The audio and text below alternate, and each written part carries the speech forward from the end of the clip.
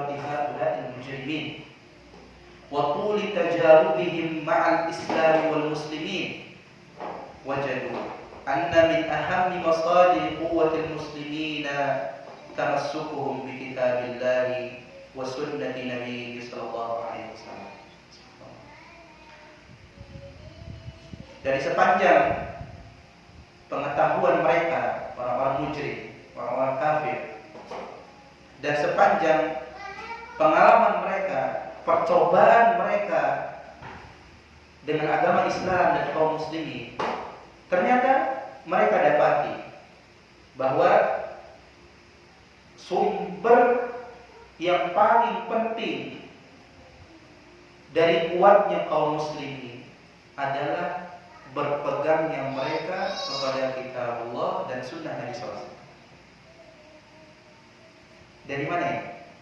Mereka tahu ya, ketika kaum muslimin berpegang teguh dengan kitab Allah, dengan sunnah Nabi SAW, kaum muslimin itu kuat. Bukan perkataan yang didapati dari apa? Melihat sehari dua hari, tapi dari masa ke masa, dari kurun ke kurun.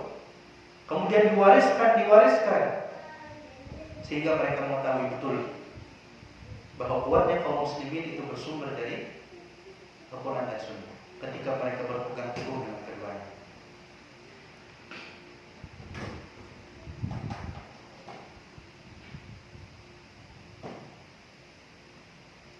Wa tadabburuhuma wa mumarasatuhuma fi waqi'il hayat. Dari mana lagi? Mentadabburi Al-Quran dan Sunnah, maknai, memahami, dan membiasakan keduanya di mana? Di kehidupan nyata. Isi Al-Quran, isi Sunnah itu diterapkan di dalam kehidupannya. Di situ kaum muslimin kuat. Berpegang teguh dengan Al-Quran dan Sunnah, mentadabburi, memaknai isi dari Al-Quran dan Sunnah, kemudian membiasakan, mempraktekkan apa yang ada di dalam Al-Quran dan Sunnah pada kehidupan nyata. Bukan hanya apa di dalam tulisan, bukan hanya di dalam ucapan, tapi di seluruh kehidupan. Maka kaum muslimin kuat. Mereka tahu ini sumber yang paling besar dari kuatnya kaum muslimin. Dan mereka mendapati anna masdar hadha tamassuki bil kitab was sunnah amilani ramisan. Ternyata hal yang paling pokok atau sumber yang paling pokok mereka kaum muslimin bisa berpegang teguh dengan kitab, dengan Al-Quran dan Sunnah adalah dua hal. Jadi sumber yang menjadikan kaum muslimin itu apa? Atau sebab yang menjadikan kaum muslimin itu bisa berpegang teguh dengan Al-Quran dan Sunnah dengan kuat adalah dua hal kata beliau. Yang pertama, sidqul iman billahi wal yaumil akhir. Benarnya keimanan mereka kepada Allah dan hari akhir.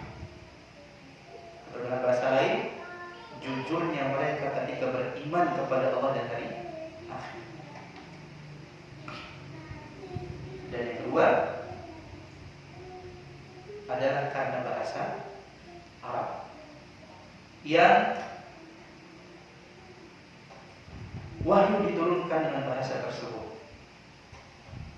kepada Nabi Muhammad sallallahu alaihi wasallam selaku penutup para nabi dan rasul.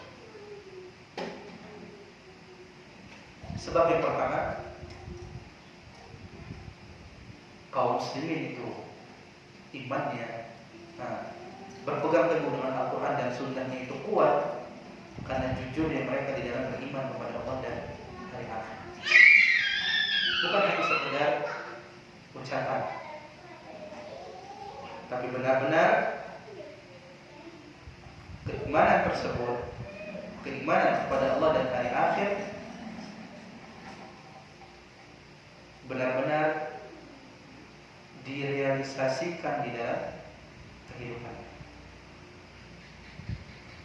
kata jujur yang kita sebutkan, contoh lainnya adalah seperti hanya ketika seorang memohon kepada Allah Subhanahu wa taala.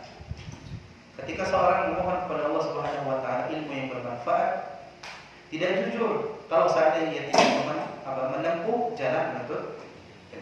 Dia memohon setiap hari, pagi sorenya Allahumma inni as'aluka ilman nafi'an, tapi enggak belajar.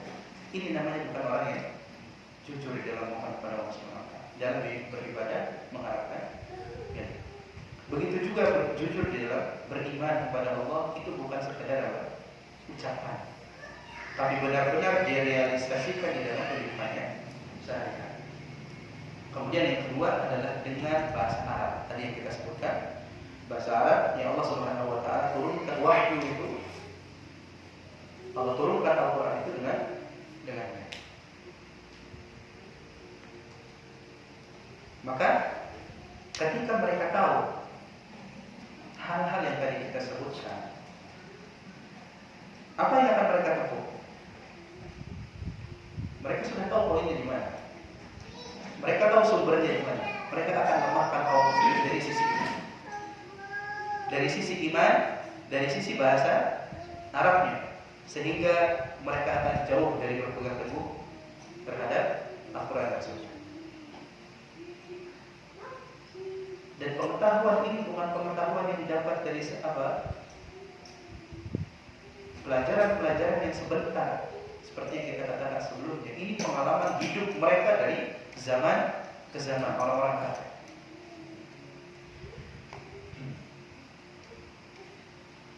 Maka mereka melemahkan iman kaum muslimin dengan banyak cara. Dan mereka melemahkan hubungan kaum muslimin dengan bahasa Arab, yang sebenarnya dengan bahasa Arab itulah kesatuan kaum muslimin. Atau dengan bahasa Arab itulah kaum muslimin dapat membaca Al-Quran dan mentadabburi Al-Quran. Akan dilemahkan hubungan kita dengan bahasa Arab. Akan ada orang-orang yang diutus oleh mereka mengatakan belajar bahasa Arab itu susah. Udah tua, gak usah lagi lah berpikir belajar bahasa Arab. Ini bahasa-bahasa, ungkapan-ungkapan untuk apa? Menjauhkan seorang dari bahasa Arab, sehingga dia jauh dari agama, dari Al-Quran, dari Sunnah Nabi SAW. Dari sini tampaklah peperangan, permusuhan terhadap bahasa Arab dengan bentuk yang boleh dikatakan keras, dengan strategi-strategi yang luar biasa yang sudah mereka susun. Bagaimana kaum muslimin jauh dari bahasa Arab, jauh dari agama. Dan mereka memiliki apa? Syayatin al-ins wal jin, memiliki bala tentara dari golongan manusia dan jin yang mahir, yang pandai, yang sabar di dalam memerangi bahasa Arab. Bagaimana kaum muslimin itu jauh dari bahasa Al-Quran. Dan di waktu yang sama mereka juga sedang berusaha untuk melemahkan iman kaum muslimin. Itulah ikhwas sekalian rahimani wa rahimakumullah. Sejak usaha musuh-musuh Islam di dalam menjatuhkan kaum muslimin, bagaimana mereka jauh dari sumber kekuatan mereka, Al-Quran dan Sunnah. Dengan cara-cara mereka, strategi-strategi mereka untuk menjauhkan kaum muslimin, dimulai dengan apa? Pemahamannya. Digiring Al-Quran, bahasa Arab itu enggak penting. Enggak belajar bahasa Arab itu enggak apa-apa.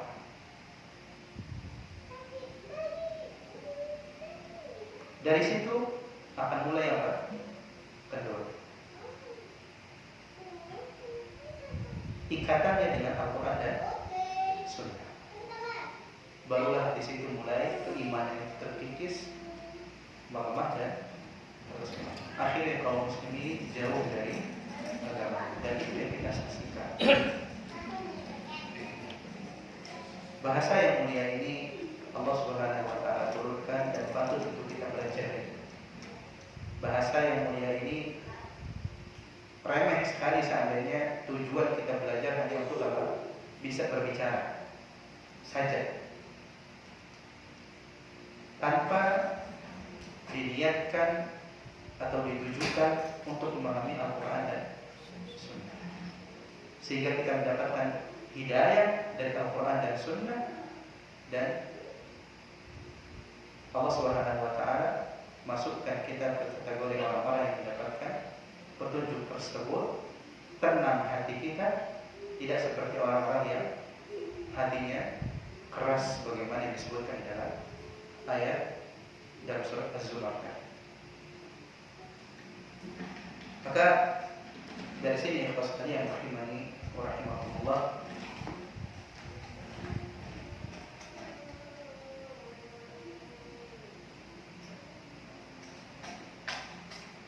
keyakinan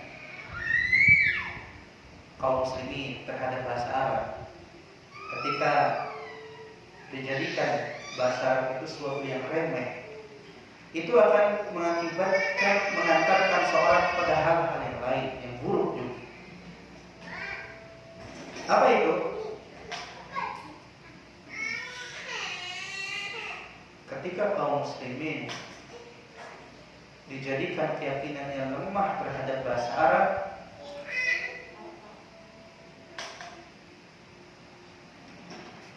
dia akan dijadikan lemah di dalam mempelajari. Ketika lemah di dalam mempelajari bahasa Arab, itu akan mengantarkan dirinya lemah di dalam iman dan tauhid, seperti yang tadi kita sampaikan. Bahkan lebih parah daripada itu,